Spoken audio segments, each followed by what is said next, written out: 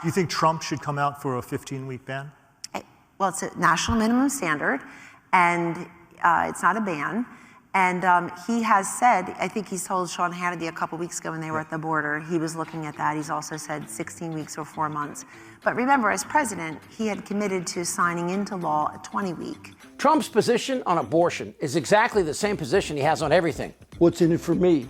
Trump became pro-life for a very strange but predictable reason that has nothing to do with women, children, or the Bill of Rights. Trump needed to become president to avoid criminal and civil litigation, so he promised the insane evangelical right wing of the Republican Party he'd appoint judges to overturn Roe. And so they held their noses and compromised everything to get what they want. Stand before you today to fulfill one of my highest and most important duties under the United States Constitution, the nomination of a Supreme Court justice. And they got it. Trump, Republicans, and evangelicals are pro-choice and pro-life, as long as it's their choice and your life. And when I say insane evangelicals, I'm understating the depths of their commitment to life. They're so committed to life that if you have an abortion, they'll kill you. First at 6 this Monday, a bill in Columbia could make the death penalty a possible punishment for women in South Carolina who get an abortion. South Carolina Republicans are pushing legislation that would make a person who undergoes an abortion subject to the state's homicide laws, which include the death penalty. I'm not inventing any new processes. The Constitution of both states require due process and equal protection. So if you're accused of stealing a candy bar, or you're accused of murdering somebody, it would go through the same process.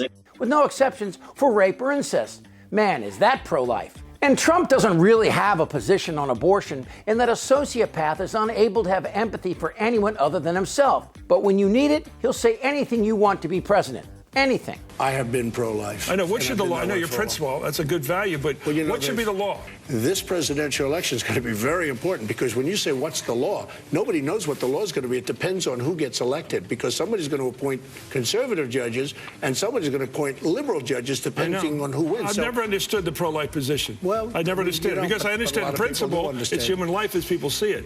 But what crime? What crime is it? Well, it's human life. No, should the woman be punished for having an abortion?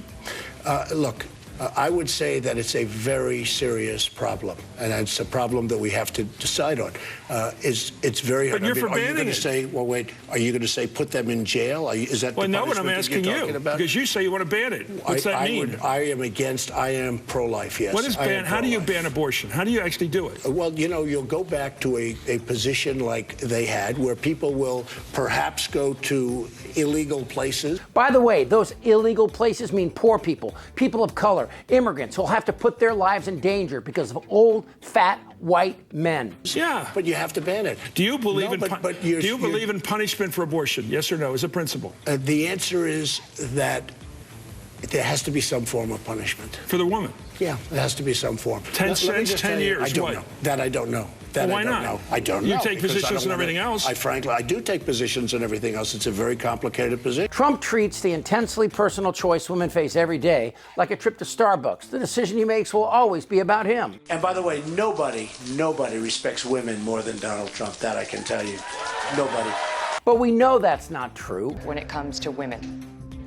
You've called women you don't like fat pigs, dogs, slobs, and disgusting animals. Your Twitter account Only Rosie O'Donnell. It's very simple to answer. That's why I asked it. It's very simple to. You're a nasty person, I'll tell you. I moved on her like a bitch. There's no doubt that Trump would trade political favors for a nationwide ban on abortion and everything that comes with that. The conservative supermajority on the Supreme Court delivered on a top right-wing project nearly 50 years in the making, the end of the constitutional right to an abortion. With Roe gone, states with Republican-held legislatures moved quickly to enact their own abortion bans, resulting in the post-Roe America that we currently live in today, where most abortions are now banned in more than a dozen states. And 7 others have implemented abortion restrictions, some, like Georgia, as low as 6 weeks of pregnancy, before many women know they are pregnant.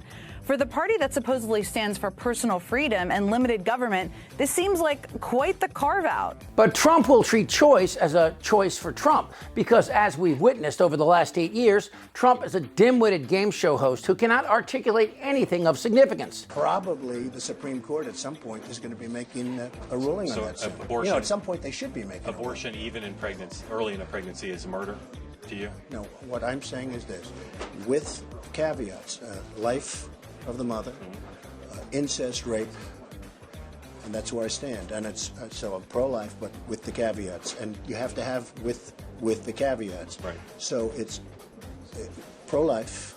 Just because it's the first time you've asked me this question. He doesn't know what he believes. In 1970, Jane Roe, with a fictional name used in court documents to protect the plaintiff's identity, filed a lawsuit against Henry Wade, who was a district attorney of Dallas County, Texas, and where she challenged a Texas law making abortion illegal except by a doctor's orders to save a woman's life. In her lawsuit, Roe alleged that the state laws were unconstitutionally vague and abridged her right of personal privacy, protected by the First, Fourth, Fifth, Ninth, and 14th Amendments. That's a lot of amendments. So the question was, does the Constitution recognize a woman's right to terminate her pregnancy by abortion? By a 7-2 vote, the court said, yes, she does. A woman has this right. So in 51 years, what's changed? This. All along the way, Republicans assuaged the anti-abortion crowd with promises of Supreme Court judges who would reverse Roe. But it didn't happen because even those pro-life Republicans wouldn't make the concessions that the crazy religious right wanted, a theocratic Christian government. But as I mentioned, along came Trump. More and more I'm hearing about 15 weeks, and I haven't decided yet. The number 15 is mentioned. I haven't agreed to any number. I'm going to see.